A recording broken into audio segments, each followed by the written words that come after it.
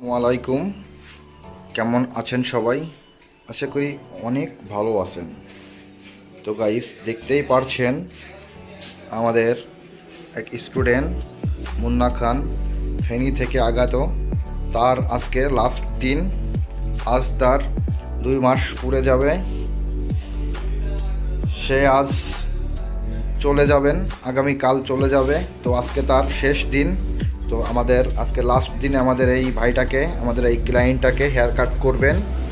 তো সে কি শিখতে পারলো 2 মাসে, অবশ্যই আজকের এই ভিডিওতে দেখতে পারবেন এবং জানতে পারবেন 2 মাসে কতটুকু কাজ শেখা সম্ভব।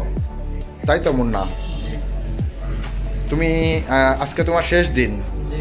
তো 2 মাসে তুমি কি কাজ শিখতে পারছো?